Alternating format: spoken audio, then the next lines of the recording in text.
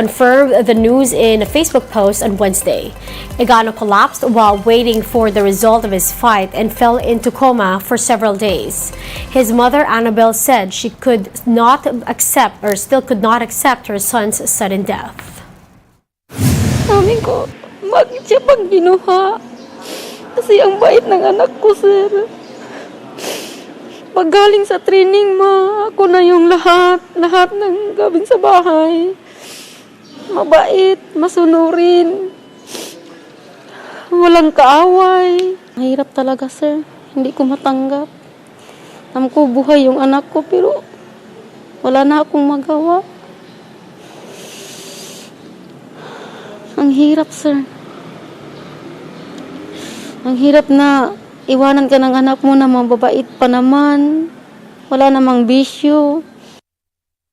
Annabelle recalled how the 22-year-old boxer was considered as their barangay's Manny Pacquiao. Egano's remains will be brought to his hometown in General Santos City. Sabi niya sa akin, gawan mo ako ng pansimbag, yung maliit, yung unan. Sabi mo, itali mo doon. Yun, babaksing siya. Maliit pa yun. Hanggang 4, hanggang sa 5 siya. Practice ng practice. Sabi niya, idol ko talaga si Manny Pacquiao. Several government agencies express their support for two House bill that seek to recognize civil partnerships between same-sex couples. The Justice Department and the Department of Social Welfare and Development have thrown their weight behind the proposals, filed separately by Representatives Bernadette Herrera and Pantaleon Alvarez. The bills seek to give same-sex couples or opposite-sex couples similar privileges as those of a married couple. This as Herrera hits legal restrictions that hinder same-sex couples from putting each other down as each other's dependents for the respective benefits they receive. They cannot declare their partners as beneficiaries under Social Security and insurance plans. Further, they are able to inherit in the event of death of their partner. These restrict basic liberties that are available to most citizens, despite these couples taking part in loving, committed, and long-term relationships. The Government Service Insurance System, or GSIS, also expressed its readiness to adjust its benefits system should the bill be passed. However, the GSIS says the measures would also affect its current charter.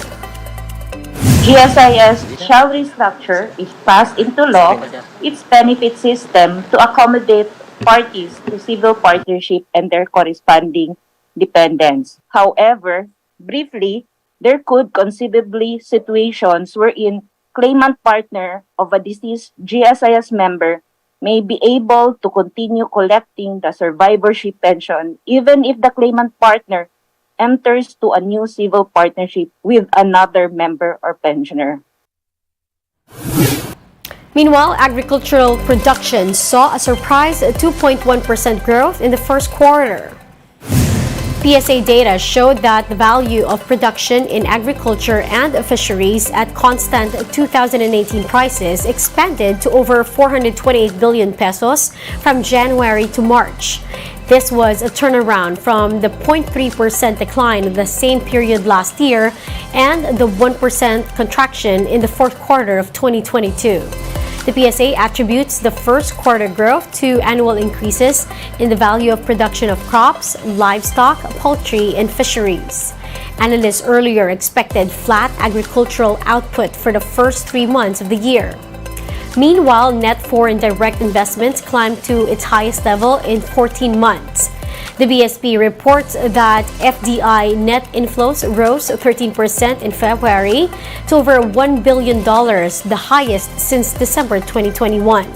This is also higher than the over $900 million in the same month last year and more than double than the $448 million inflows in January. BSP Governor Felipe Medalla has earlier said that there is strong interest for Philippines from foreign investors. Medalla is also optimistic that the current administration's policies and recent economic reforms will attract or will help attract more foreign investments. We'll be back with more stories after the break. Keep it here on One News.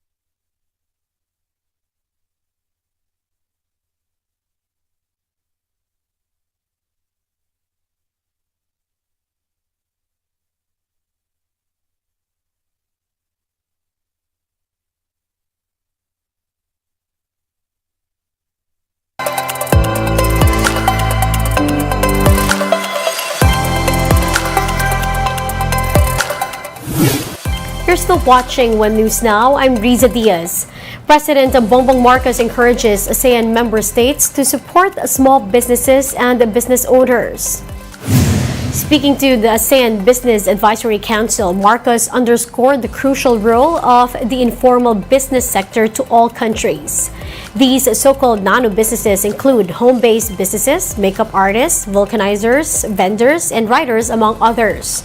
Marcos says such nano-businesses are not given much attention as support is currently focused on micro, small, medium enterprises or MSMEs. The chief executive believes supporting the growth of nano-businesses is also the key to economic growth. On the sidelines of the 42nd ASEAN Summit, Marcos met with Vietnamese Prime Minister Pham Nhat Chi. The two leaders agreed to strengthen and expand their cooperation in terms of commerce, agriculture, and tourism. Meanwhile, President Marcos has also urged ASEAN member states to take decisive actions on geopolitical issues in the region. The president says member states should also take responsive actions when dealing with issues faced by the region. It is imperative that we be decisive. It is imperative that we be responsive. Today, ASEAN faces a complex geopolitical environment, which includes rivalries amongst great powers, climate change, technological disruptions, amongst others. ASEAN itself is not immune to its own challenges as we continue to navigate through our differences in the region towards a general consensus of action. Marcos adds that ASEAN countries must strive to improve and prioritize its future. The ASEAN of today must be better than the ASEAN of yesterday. For ASEAN to succeed, ASEAN must be the master of its future.